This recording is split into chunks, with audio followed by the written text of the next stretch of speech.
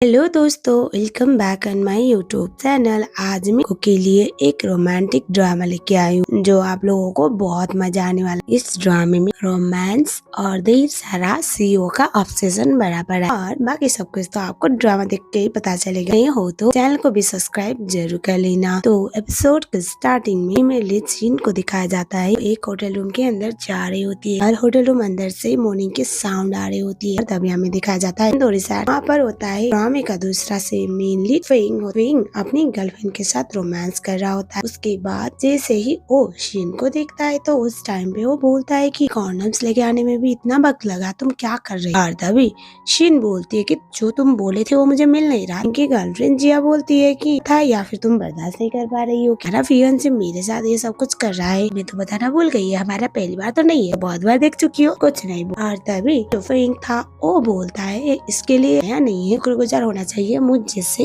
इंसान ने इसको अपनाया है, शादी करने के लिए हाँ बोला है, बाकी इसको क्या चाहिए, इतनी बोरिंग लड़की, इसका ना कोई पर्सनालिटी, लड़की पे कौन इंटरेस्ट दिखाए, बेबी तुम ना इस पर फोकस मत करो। और तभी यह बोलने लगती है कि इसको बुरा लगा तो वो बोलता है क्या फर्क पड़ता है, तुम यहाँ से फिर पूरा शो देखने का इरादा है बोलकर उसके साथ फिर से चालू होता है। जो था वो जिया को बोल रहा होता है कि इसको यहाँ पर बस एक शोपीस डेकोरेशन जो हमने लगा रखा है अपने माहौल को अच्छा करने के लिए। सीन थी वो बाहर की तरफ आ रही होती है। पिछले 5 साल से फेंग के साथ रहते हुए उसके जितने ताने थे वो एक एक करके याद आ रहे थे कि फैमिली ने उसको अपनाया था, अडॉप्ट किया हुआ था। जो फेंग के दादाजी और शीन को एक किए थे उनका शादी करवाने का उनका प्लान, क्योंकि उनके हिसाब से एक क्यूट चाइल्ड थी, एक ओबीडिएंट चाइल्ड थी और रिच फैमिली वालों को बहुत से ज्यादा तो हंजी हंजी कहने वाले रोबोट चाहिए होता। वही सब इन मजबूरी में के सारे बदतमीजी को झेलती थी। वो एक अच्छी पोती होने का ट्राई करती रहती थी लेकिन कभी कुछ खास काम नहीं आया, उसे वो इसके ताने ही याद आ रहे होते। तो वो देखती है थोड़ा आगे हैंडसम सा बंदा किससे पीछे से देखती है, वो एक कोई और नहीं बल्कि इस ड्रामे का मेनली जिंगसन था। फोन पे बोल रहा होता है कि मुझे वो डील किसी भी कीमत से, उसको बहुत गुस्सा बात की वजह से सीन जो होती है जिंगसन उसके साथ देखता है। वो बोलता है तो बोलती है कि क्या तुम मेरे साथ नाइट स्पेंड करना चाहोगी।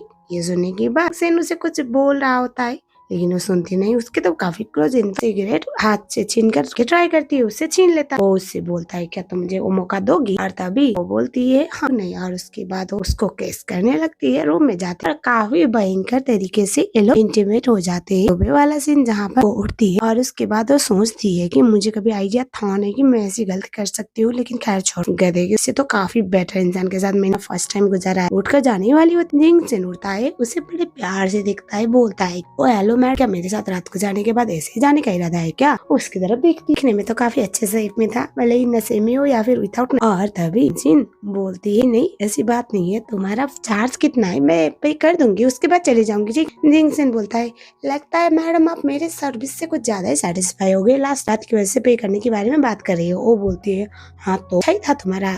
जो जिन होती है उसको जिंगसन बोलता है एक मुझे विचार पे, के बाद वो करती है और उसके बाद उसे बाय बोल के चली जाती है। जिंगसन एक प्यारी सी स्माइल देता है, बोलता है फाइनल तुम मुझे दोबारा मिली, तुम मुझे याद नहीं कर पा रहे हो लेकिन मैं तुम्हें याद कर रहा हूँ। तभी हमें दिखाया जाता है जिन घर पे जाती है पर फेंग उसका इंतजार कर। अब हमें दिखाया जाता है सिन का इंतजार। सिन कल रात वगैरह आई नहीं, उससे पूछता है कि तुम कल रात कहाँ पर, और तभी सिन बोलती है कि क्या फर्क पड़ता, तुम तो अच्छे से एंजॉय किए होगे ना अपने बॉयफ्रेंड गर्लफ्रेंड के साथ, देन मुझे क्यों पूछ रही। बोलता है अभी मुझे तुम्हारे साथ नहीं लगा, ऐसे जॉब मत दिया कर जैसे कि मैं तुम्हारे लिए मरे जा रहा हूँ। अगर दादाजी ना होते ना तो मैं तुम्हें, अभी अंकल वापस आए तो वापस आए तो अब चुपचाप जाना है हमें और ढंग से बात करनी चाहिए ना, क्योंकि अंकल ऐसे हर किसी को टाइम नहीं देते। दादाजी ने बहुत रिक्वेस्ट की तो वो वापस आए, तो हमें एक बार फैमिली गेट टुगेदर पे जाना, ब्लेसिंग लेनी है तो तैयार। बोलती है ठीक है, वो जा रही होती है। तभी से फेंग बोलता है अंकल को लेट करने वाले लोग बिल्कुल नहीं पसंद, अंकल वो नहीं तुम समझ रही होगी, वो बहुत ज्यादा के पाबंद है। बोल बाद हमें दिखाया जाता है सिन थी वो घर पे जाती है लॉज के घर पे, तभी वहाँ पर दादी माँ उसको देख से बात करने लगती है। तभी फेंग की मॉम सोच रही होती है कि भले ये अनाथ की वजह से मॉम के सामने हमारा इंप्रेशन अच्छा बन रहा है ना, तो चलो कोई बात नहीं, मेरा बेटा मुँह मार सकता है, बीबी भी बना सकता है, ऐसा सोच रही होती है।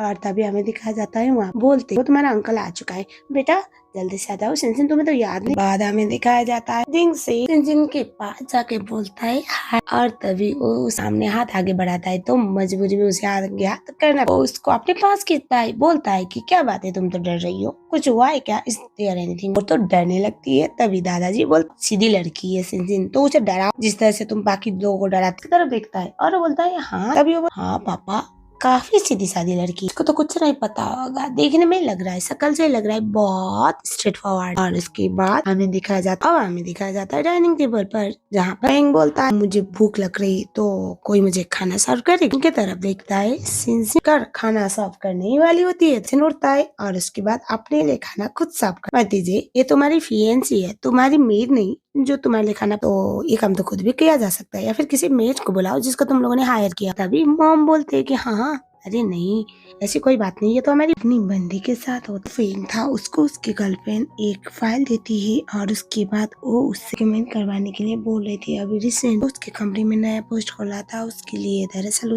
यहाँ पर जो जिया थी वो ये बोलती है कि उससे ज्यादा एक्सपीरियंस मेरे पास है, मैं पेरिस में थी तो मैंने बहुत सारे कॉम्पिटिशन जीता हुआ है, मुझे फैशन एंड डिजाइनिंग में काफी ज्यादा। बोलता है ठीक है बेबी तुम टेंशन मत लो। तभी वहाँ पर आती है कॉफी लेकर, तभी हमें दिखाया जाता है जिया जो थी वो बोलती कि क्या तुम मेरे लिए भी लाने के बाद वो बोलती है कि मैं तुम्हारी नौकर नहीं हूँ, मेरे खुद काम कर सकती हो, मेरा फेक फियेंसी तुम नहीं हो, ऐसा हो बोल देती है, बात तो चली जाती। सहारा होता है, तभी हमें दिखाया जाता है वहाँ क्या थी ये बोल रही होती है कि इसकी फैमिली पूरी तरह से बैंकक्रप्ट हुई थी, उसके बाद ही तुम्हारे दादाजी ने अडॉप्ट किया था। के ऊपर अभी भी इतना एटीट्यूड क्यों है? दादाजी के सामने तो बहुत अच्छी बनती फिरती है, लेकिन पीछे पीछे रूट बनती है, तुम्हारे सामने बोलट कर रही होती है। जो फिर वो बोलता है मैं एक बार शादी हो जाए पे तो ला ही जाऊंगा, तुम टेंशन मत लो, तुम क्यों टेंशन ले रही है, तो मेरे सब कुछ तुम ही हो ना। हमें दिखा जाता है वो क्लब पे होती है और वो टेंशन में थी, मन में सोच रही थी कि मुझे एक बार और का मौका मिले कि मेरी फैमिली को बैंकरप्ट किसने करवाया, तो बाद में किसी को नहीं छोड़ूंगी, मुझे इतना कुछ झेलना पड़ा, मुझे अडॉप्ट किया हो लेकिन कभी मुझे मिला नहीं, सोशल स्टेटस और सिक्योरिटी मिला नहीं, मुझे बैंक की एक मेड बना के रखा हुआ है, सोच के टेंशन में थी। बंदा आता है सिंसिन को ड्रिंक करने के लिए ज्वाइन करने को ऑफर दे रहा होता है, सिंसिन उसे बोलते हैं यहाँ से भागो, लेकिन वो तो नहीं सुनता, वो बहुत गुस्से में थी, इस बात की वजह से उसे एक तमाचा लगा देती है। वो बंदा सब बदतमीजी करता है, उससे पहले वहाँ पर आता है, सिंसिन उसको भगा के बाद उठा के अंदर रूम में लेके जाता है, और सिंसिन तो पूरी तरह से नशे की हालत में थी। सिंसिन बोलता है मैं तुम्हारे एडिशन लेके आता हूँ क्योंकि तुम्हारा हैंगओवर ज्यादा है। वो बोलती है नहीं तुम प्लीज यहीं पर रुको ना। वो तो पूरी तरह से नशे के हालत में बोलने लगती है अंकल मुझे छोड़ के मत जाओ प्लीज, बहुत अजीब महसूस हो रहा है। इस करने लगती है, था तो हमारा बंदा एकलौता, था तो हमारा बंदा एक मर्द ही, तो वो भी अपने इमोशन को कंट्रोल नहीं कर पाता, दोबारा मिडनाइट स्पेंड कर लेता है। बाद हमें दिखाया जाता है जैसे काम खत्म होता है, ये दिखाया जाता है सिंसिन थी वो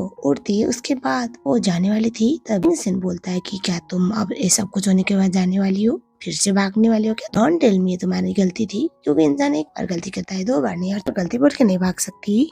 और तभी वो बोलती है कि हम दोनों ही मैच्योर है, एडल्ट से, ये जो भी हुआ ना वो एक एक्सीडेंट था, ये सोचो हमारा कोई फ्यूचर नहीं है, आपको पता है। अंकल बोलता है आर यू श्योर जो तुम बोल रही हो तुम अपने मन से बोल रही हो? सिंसिन बोलते हैं हाँ। सिंसिन जो था उसको सिंसिन ये बोलती कि क्या आपने सच्ची में इसको सीरियसली ले लिया? सिंसिन थी उसको उसके पीछे की तरफ से हक करता है, शोल्डर पे अपना फेस रख बोलता है व्हाट इफ मैं बोलूं कि हाँ मैंने सीरियसली ले लिया? उसके बाद तो वो कुछ बोल नहीं पाती थोड़ी देर, आराम में दिखाया जाता है घबराते हुए बोलती है आप क्या बोल रही हो, मैं आपके भतीजे की होने वाली वाइफ हूँ, मैं आपके भतीजे की। वो बोलता है हाँ तुम मेरे भतीजे की फियांसी लेकिन हुई तो नहीं, तुम मुझे अलाउ करोगे तो मैं तुम्हारी मदद कर सकता हूँ, तुम्हें रेस्क्यू कर प्रोटेक्ट कर सकता हूँ, I can do a lot of things, मुझे बताइए जो कभी भी मेरा भतीजा नहीं करने वाला। सीधा कहते की बोलती है अंकल आप क्या बोले, आपको आइडिया भी है, पागल मत बनो, ओ पहले मैं पागल बन चुका हूँ, कुछ तो प्रॉब्लम है, you can tell me problem है सिंसिन, मैं रेस्क्यू कर सकता हूँ। सुनने के बाद भी है ना कोई मेरी मदद नहीं कर सकता, मैं जिस प्रॉब्लम में हूँ उसका कोई सोल्यूशन नहीं है। और तभी उसको अपने पास आने को जोर से, उसके बाद वो बोलता है अभी तुम बात को बताने के लिए तैयार ना हो, लेकिन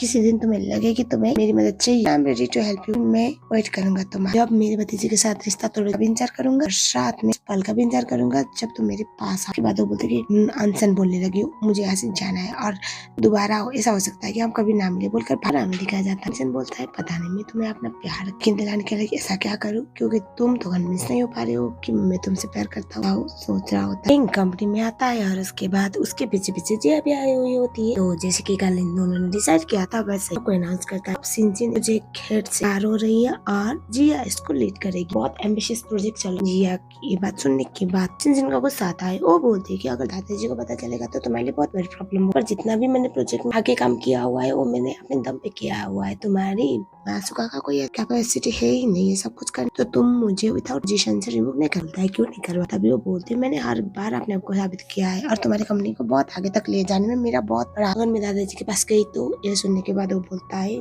नहीं तुम नहीं जा सकती। क्यों नहीं? वो तो दादाजी से बहुत के बाद वो बोलता है बस तुम्हारे लिए एक ऑफर। बोलती है क्या? बोलता है अभी रिसेंटली फैशन इंडस्ट्री में आया हुआ है और काफी प्रेस्टिजियस ग्रुप। मैंने उस CEO को एक बार मिलने की ट्राई किया था लेकिन उन्होंने मना कर दिया। उनके पास जाओ, हमारा एक डील है, उसको क्रैक करके लेके आ, दोनों को ही दूंगा जिया और तुम दोनों जाओ फेयरली काम करो। में से जो भी यहाँ पर उस डील को लेके आ सकता है हमारी कंपनी को प्रॉफिट अभी प्रोजेक्ट को लीड करेगा और ऐसा हो सकता है बाद में कंपनी को लीड करेगा। ये सुनने के बाद ये बोलते हैं हाँ मुझे तो कोई दिक्कत नहीं है और हम ये जान सकते हैं कि इन दोनों ने कुछ तो प्लान किया। इन दोनों नमूनों के सामने क्यों हार मानती, इसलिए बोलते हैं हाँ मैं तैयार हूँ, मुझे कोई दिक्कत नहीं। बाद में दिखा जाता है होती कि पता इन ग्रुप के लोग कैसे हो, इन ग्रुप का CEO कैसा होगा, लेकिन मुझे काम तो करना पड़ेगा क्योंकि इन लूजर्स के सामने मैं हार नहीं। हमें दिखाया जाता है वो जाती है वहाँ पर, हमें ये दिखाया जाता है कि जिंगजिन क्रश हो रहा था। जिंगजिन को देखने के बाद वो बोलते हैं अंकल आप यहाँ पर क्या कर रहे हो? वो बोलता है मैं तुम्हें मिस कर रहा था तो मैंने सोचा तुमसे मिल लो, पर तुम यहाँ पर क्या कर रही हो? जहाँ पर जा रहा हूँ वहीं पर तुम डोंट टेल मी कि तुम मुझे मिस कर रही हो। वो बोलते बकवास मत करो, मैं तो यहाँ पर शिन ग्रुप के CEO से मिलने के लिए आई हुई हूँ। थोड़ा खांसने लगता है। शिन ग्रुप के CEO बताते डेट वेट कोई है? वो बोलती है नहीं ऐसी कोई बात नहीं, एक्चुअली मुझे एक डील क्रैक करनी है, मुझे बात करनी है और हमारा प्रपोजल काफी अच्छा तो मुझे लगा कि एक बार बात कर लेनी चाहिए। वो नहीं बताती कि उसको एक चैलेंज में, और उसके बाद हमें दिखाया जाता है जिंगजिन मनी मनी सोचता है कि इसको मुझसे मिलने के लिए चैलेंज में। इस टाइम पे हमें दिखाया जाता है वो अभी अभी चाइना आया हुआ है और मैंने सुना हुआ है कि वो काफी ज्यादा रूट टाइप का इंसान है। कैसा इंसान होगा?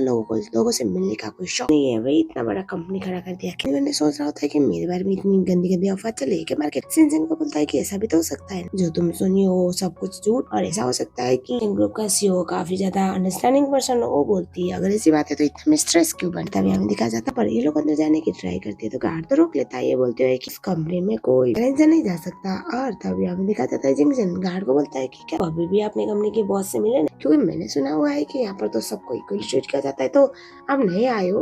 वो सोचने लगता है कि ये बंदा कितना फीलिंग टाइप का है, बंदा तो ऐसा लग रहा है बॉस है, लेकिन थोड़ी मेरा बॉस है, तो रोक लेता है। और तभी वहाँ पर जिया भी आती है और जिया के बाद हमें दिखाया जाता है वहाँ पर उन दोनों को तो रोका जाता है और इनफैक्ट सिंजन को तो बाहर फेंकने की ट्राई किया जा रहा है। सिंजन रोक लेता है और तभी हमें ये दिखाया जाता है कि वहाँ पर मैनेजर आते हैं। जैसे ही सिंजन तो डर जाता है और उसको ये बोलने लगता है कि कंपनी में आए हुए नए लोग निकाल देता है। ये देखे तो जिया तो शॉक में आती। हमें दिखाया जाता है यह ज्योति सिंचन और जिंगशन के साथ अंदर जाने के बारे में बोलती है। को रोका जाता है तो जिया बोलती है कि मैं भी सिंचन के साथ एक ही कंपनी को रिप्रेजेंट की हुई हूँ तो मुझे तो अंदर जाना चाहिए। वो मना नहीं, इस बात की वजह वो लोग लेके चले जाते हैं। जिया मन में थी कि इतना जल्दी हो सके सिंचन से पहले उस कॉन्ट्रैक्ट को हासिल करूंगी और उसके बाद यहाँ से चले जाऊंगी और सिंचन को अपनी लाइफ से आउट करूंगा। हमें दिखाया जाता है अंदर जाने के बाद जैसे ही सीट पे बैठने वाला था तो जिया ये बोलने लगती है कि आप यहाँ पर क्यों बैठ रहे हो, आप तो इस कंपनी के प्रेसिडेंट जो है वो तो सिर्फ प्रेसिडेंट को मिलना चाहिए। यहाँ पर बैठने का सौभाग्य बोलकर जिंगसन का जो असिस्टेंट था उसको बोलते है प्रेसिडेंट आप बैठो ना। सोचता है मैं,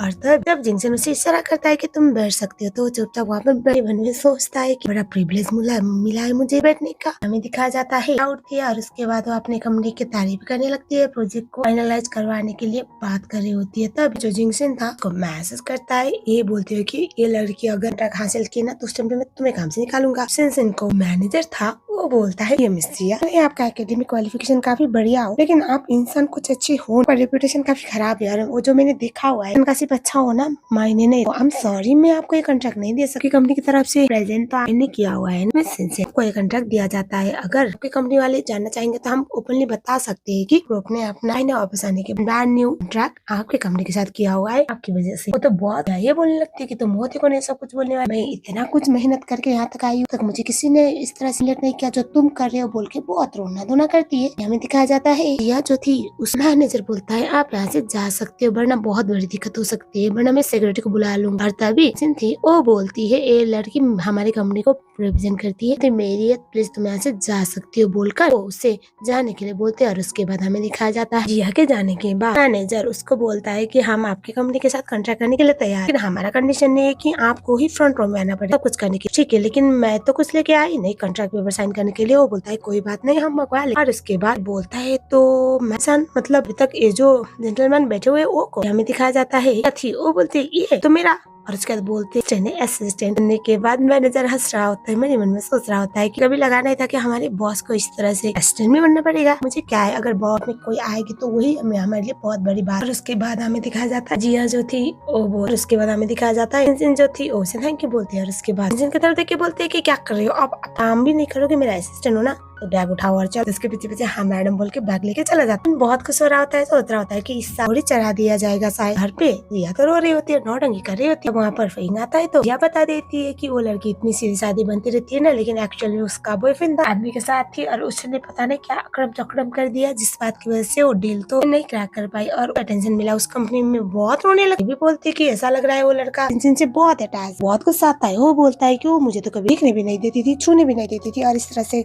बाहर किसी वाइल्ड मैन के साथ रंगरेलिया मना रहे, उसकी हिम्मत कैसे हुई। और उसके बाद वो उसे कॉल करने लगता है। हमें दिखाया जाता है वो तो लगता नहीं, वो निकलता है जिनके अपार्टमेंट के लिए और हमें दिखाया जाता है सिंसिन जिनके साथ होती है। जिनसे उसके लिए बहुत ज्यादा खाना बना रहा होता है, बहुत तारीफी कर रही थी। ये बोल रहे होते हैं कि मुझे लगा नहीं था आप इतने टैलेंटेड, को तो सब कुछ आता है, आप बड़ी कंपनी को रन करती हो, साथ में आप एक हाउस हस्बैंड भी। और वो हंस रहा होता है और उसके लिए वो सारा नाश्ता बनाता है, खाना बनाता है और उसके बाद उसे टेस्ट करवाता है, काफी अच्छा था। वो बोलती है आप टेस्ट नहीं करोगे, वो बोलता है नहीं अभी मेरी बारी नहीं, के पास आता है। और उसके बाद वो उसको बोलता है कि क्योंकि मेरा खाना ये नहीं है, और उसके बाद वो किस करने लगता है। जिन बोलती है अब मेरी तरफ अट्रैक्टेड हो, जो हर जगह पे कभी भी कहीं भी और तभी। वो बोलता है मैं तुम्हारी तरफ एड, तुम्हारी आदत है, मुझे तुम्हारे साथ रहना है, बोल के उसे बड़े पैशनेटली किस करने लगता है, जैसे कि वो छोड़ ही नहीं रहा। समझ नहीं पा रही थी, लेकिन माहौल को देखते हुए वो एंजॉय करने लगती है। तभी हमें दिखाया जाता है अचानक से दरवाजा डोरबेल बजता है। वो उसे बोलते है कि कोई आ रहा है, शायद लगता है फेंग हो, प्लीज अंकल आप यहाँ से जाओ। ऐसे ही एक्साइटिंग नहीं लग रहा क्या? ऐसे बोलती है पागल मत बनो, मैं प्रॉब्लम में आ जाओगे, प्लीज आप जाओ, मैं आपको बाद में मिलूंगी। तो उसे छुपाती है। उसके बाद दरवाजा को जिनसेन जो था उसको छुपाने के बाद तो वहाँ कोई नहीं था, इस बात की वजह से दिखता नहीं, लेकिन वो पूछता है कि ये सब कुछ क्या चल रहा है, तुम्हारी हिम्मत कैसे के साथ बदतमीजी करने की। तभी वो बोलता है,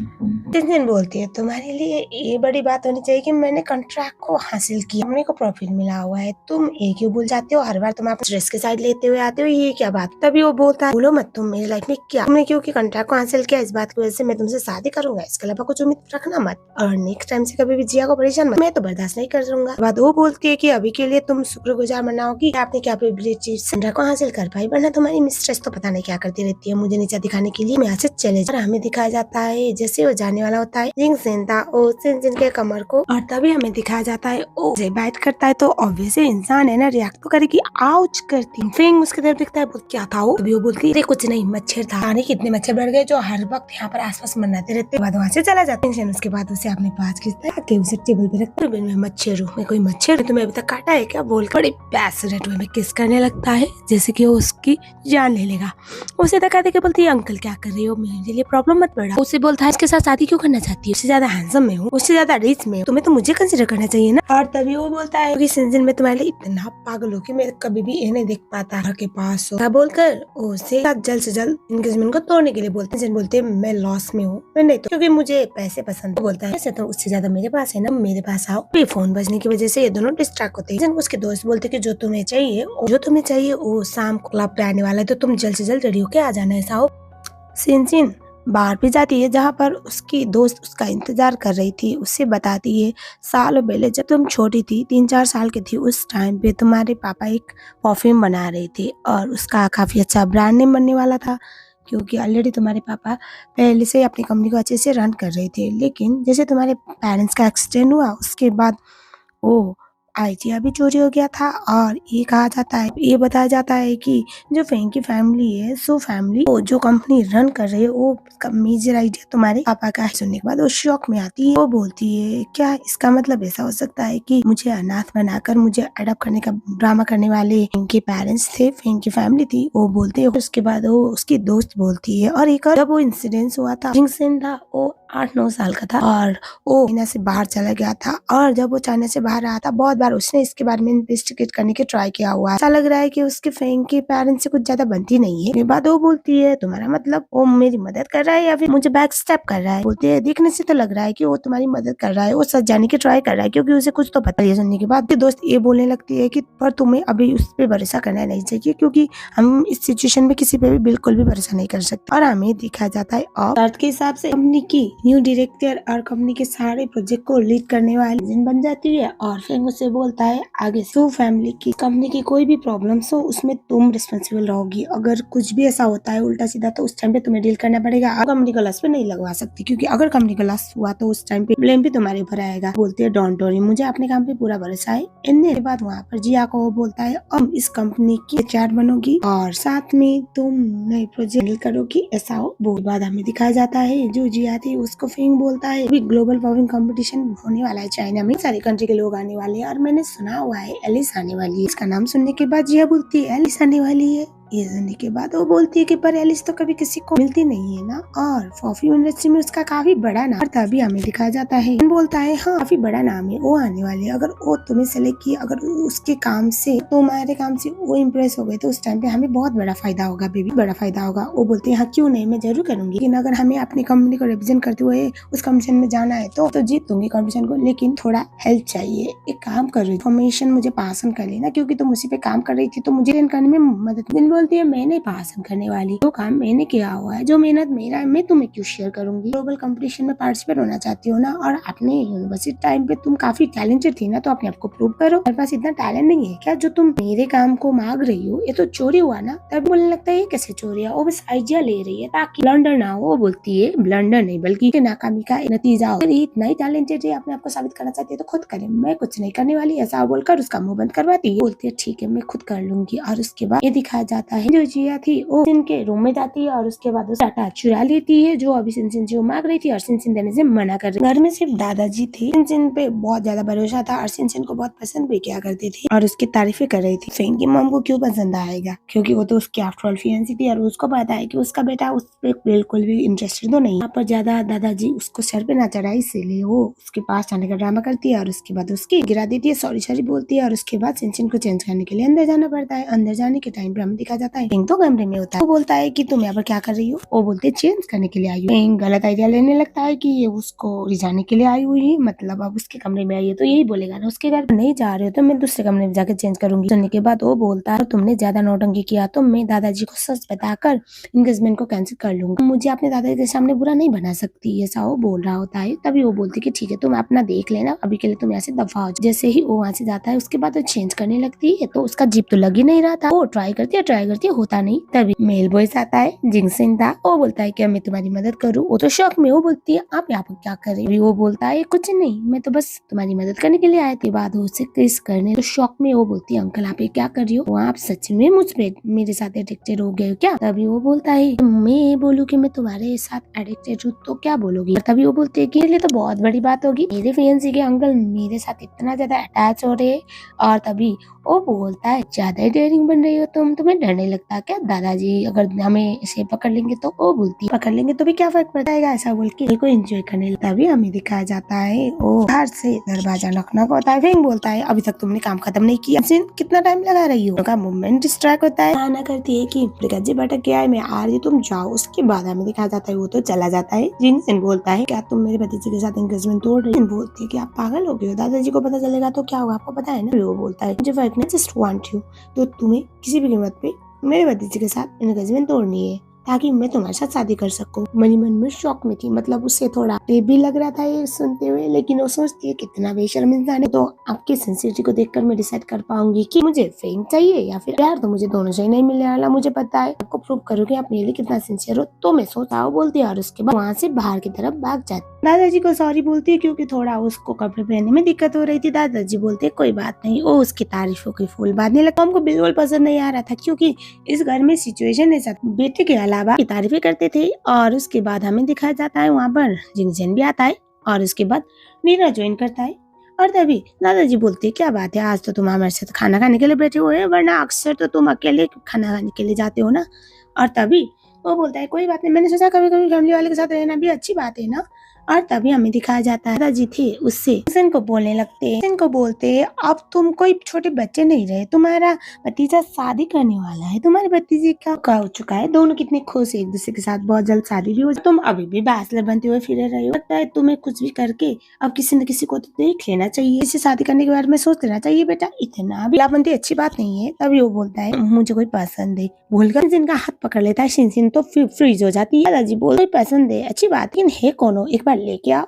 वो बोलता है अभी वो मुझे कम्प्लीटली एक्सेप्ट नहीं कर रही, लेकिन वो मुझे एक्सेप्ट करेगी टाइम पे मैं जरूर उसको आपके पास लेके आऊंगा। ऐसा वो बोलता है जो सुन के खुश होते हैं। वो बोलते हैं कि तो अच्छा लगा कि तुम्हें कोई पसंद है, लेकिन मतलब ये नहीं कि कोई लड़की को तुम जबरदस्ती लेके आओ, ठीक है ना। वो दिल से तुम्हें अपनाएगी तो लेके बोलकर उसको ऑल द बेस्ट बोलते हैं।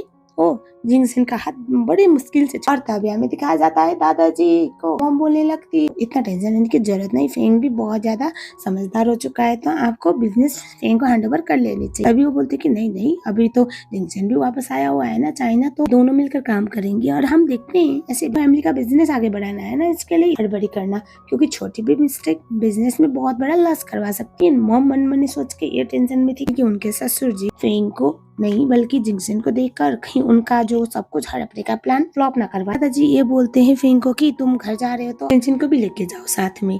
वो बोलता है नहीं मुझे कुछ काम है तो मैं बाहर जा, और तभी दादाजी को बोलता है कि मैं वहीं से जा रहा हूँ तो मैं उसको ले जा सकता हूँ अगर वो इंटरेस्टेड है तो। दादाजी बोलते हैं हाँ क्यों नहीं बेटा, एक काम करो तुम ना जिंगसन के साथ चले जाओ, ठीक है ना। वो बोलते हैं ठीक। ग्लोबल कंपटीशन में प्रेजेंट करने के लिए वो एक परफ्यूम का सैंपल बनाकर जिया सबको प्रेजेंट करती है ऑफिस में, जो काफी मजेदार कर तू फेंक तो आप खुशी के मारे रहा होता है। वो बोल रहा होता है कि मैं बहुत प्राउड फील कर रहा हूँ और मैं खुश हूँ क्योंकि इसी बहाने हम दादाजी से बात कर सकते हैं हमारे बारे में। उसका प्लान था कि जिया को अपने पैरों पे खड़ा करवा के, मतलब उसको रिकॉग्नाइज करवा के दादाजी से वैलिडेशन ली और वो सिंसिन को छोड़। तभी हमें दिखाया जाता है जिया को बोलते है कि आर यू श्योर ये परफ्यूम का सैंपल तुम रेडी की हो, मतलब परफ्यूम का आइडिया तुम्हारा था। जिया बोलते हैं हाँ मेरा था, तुम्हारे पास क्या एविडेंस है कि मेरा नहीं। अभी वो बोलती है मैं डाउट में हूँ कि ये तुमने नहीं बल्कि किसी और ने बनाया है और तुमने किसी और का आइडिया चुराया हुआ है।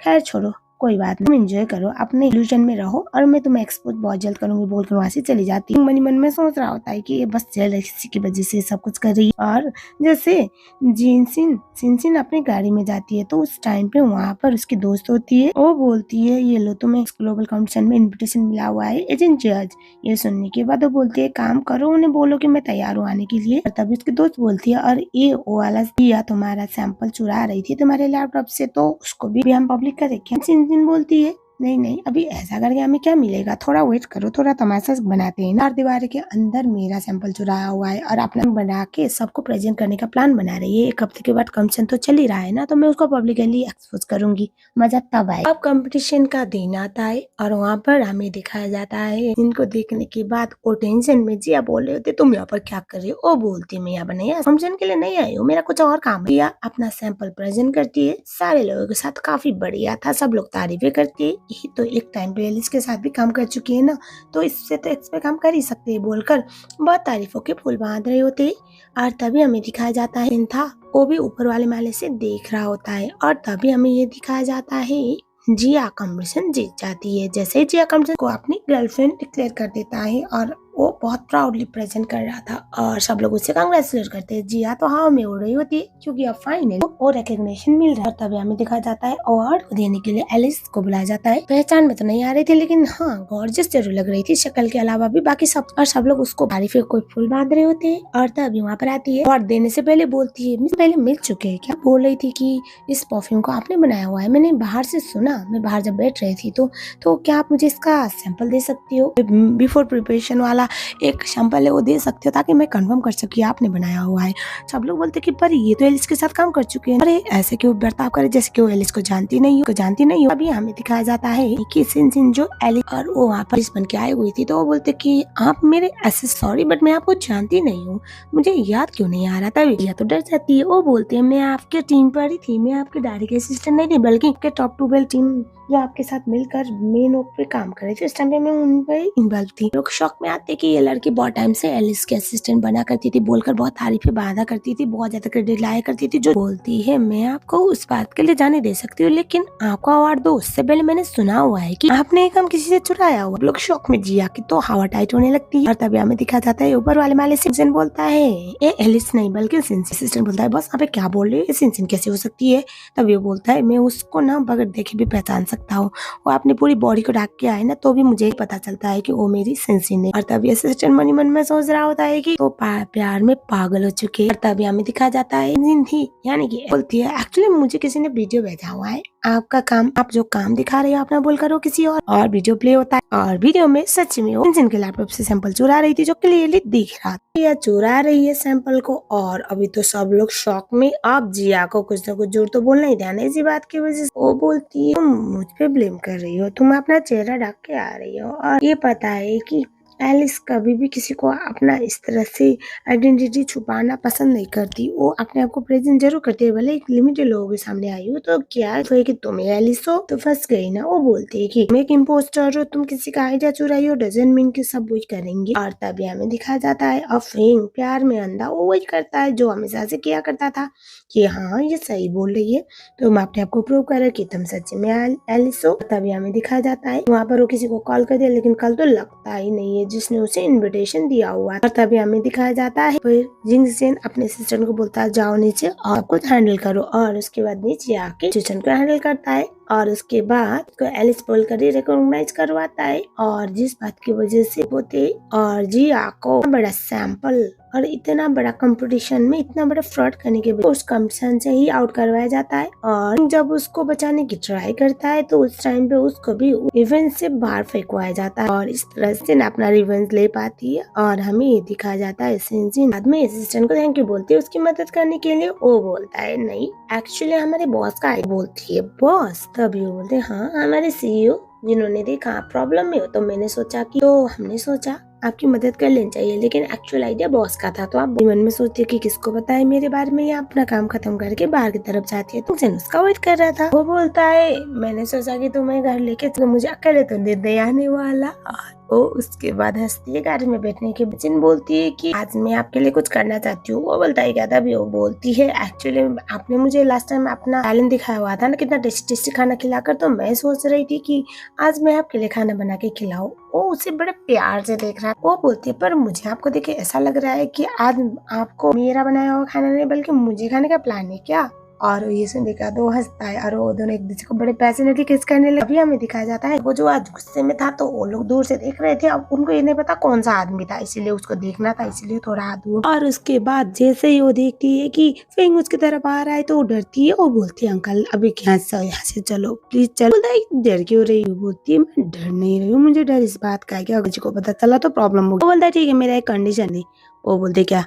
तभी जिंगसन बोलता है तुम आज मेरे साथ रहोगी ठीक है ना? वो बोलती है आप एडवांटेज ले रहे हो ना मेरे बुरे सिचुएशन। बोलता है नहीं ऐसी कोई बात नहीं, मैं बस चाहता हूँ कि तुम मेरे साथ बात। बोलती है ठीक है। वो मन में सोचती है कि एक बात उसके साथ सो चुकी हो तो दोबारा सोने में कैसे डर जाते हैं। और घर पे जाने के बाद वही शुरू होता है जिसका वादा किया गया। और हमें दिखाया जाता है सिंचिन से बोलती है कि अंकल क्या आपको मेरा बनाया हुआ खाना नहीं ट्राई करना, क्या खाना बनाना है? तभी वो बोलता है पहले मुझे अपना पर्सनल फ्लेवर टेस्ट करने दो ना। ऐसा बोल के उसके बड़े क्लोज जाता है, अपना टाई निकाल के उसके हाथ को बांध देता है और उसके हाथ को ऊपर की तरफ ले जाता है। उसके बाद हमें दिखाया जाता है दोनों बड़े पैशनेटली एक दूसरे को रोमांस कर रहे होते, किस कर रहे होते हैं। तभी कॉल आता है तो टाके कॉल को पकड़ती है और फोन छीन लेता है जिंक्स। और उसके बाद वो फोन को निकालता है, उसके हाथ से छीन लेता है और उसके बाद वो फोन को स्पीकर पे लगाता है, फेंकता है दूर दूर, अपना काम चालू करता है। हमें दिखाया जाता है जो फेंग था वो उससे पूछ रहा था तुम कहाँ पर हो, मैंने तुम्हें किसी लड़के के साथ देखा, तुम कहाँ पर हो मुझे बताओ। इसमें वो सुनाई दे रहा होता है दोनों का काम किया हुआ नतीजा। तुझे इतना गुस्सा आ रहा था क्योंकि उसे आइडिया लग चुका था कि वही तो आदमी उसके साथ है। वो फोन को फेंकता है और फिर से तभी वहाँ पे बोल रही होती है कि तुम इतना क्यों टेंशन में हो, तुम क्यों इतना परेशान हो, तुमने तो बोला था ना कि वो बहुत बोरिंग है, उसको कोई फीलिंग नहीं आती, बहुत ज्यादा डम्प टाइप की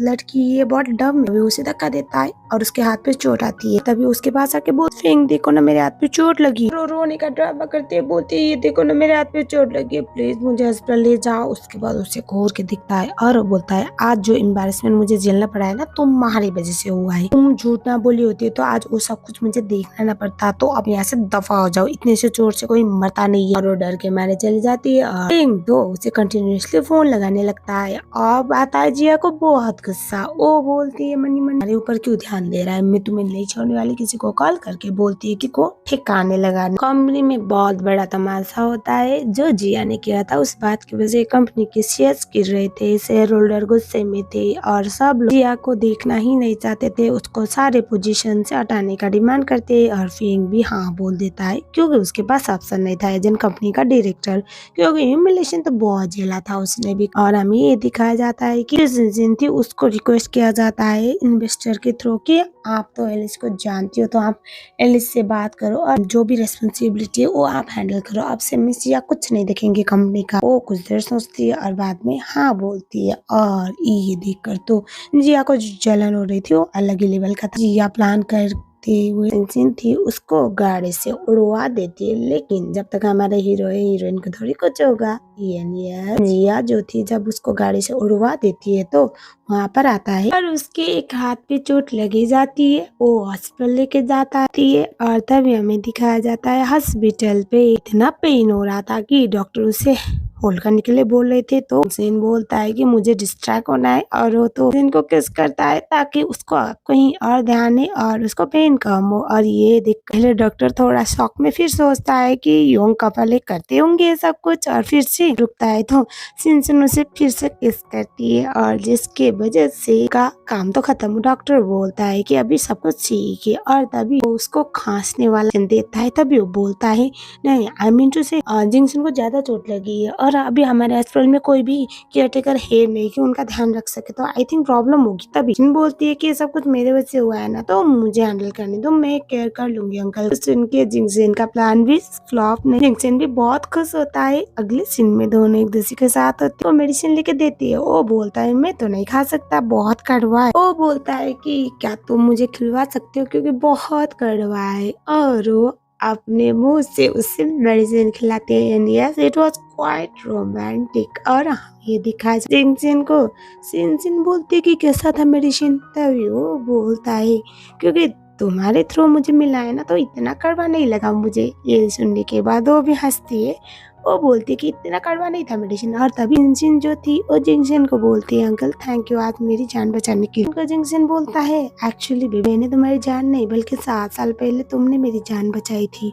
वो बोलती है क्या, तभी वो बोलता है हाँ पहले मेरा बहुत बड़ा एक्सीडेंट हुआ टाइम पे तुमने मेरे लिए एम्बुलेंस बुलाकर मेरी जान बचाई है और तुमने मेरे ऊपर बहुत बड़ा एहसान किया। सुन के तो सिंसिन शॉक में आती। अब हमें दिखाया जाता है अगले वाले दिन पर जिया के साथ फेंग ने सारे रिश्ते नाते तोड़ दिए थे, जिसका नतीजा जिया उसके घर पर ही जाती है के लिए। यहाँ पर आज दादाजी भी आए हुए होते हैं। जिस तरह से उसके साथ क्लींस करने की ट्राई कर रही थी दादाजी देख लेते हैं। जिया तो ये बोल रही होती है कि तुम मुझसे बात क्यों नहीं कर रही हो, मुझसे इतनी बड़ी भी गलती नहीं हुई कि तुम मुझे इस तरह इग्नोर करो, प्लीज मुझसे बात करो क्योंकि मुझसे अभी कोई कांटेक्ट रखने के लिए तैयार नहीं है।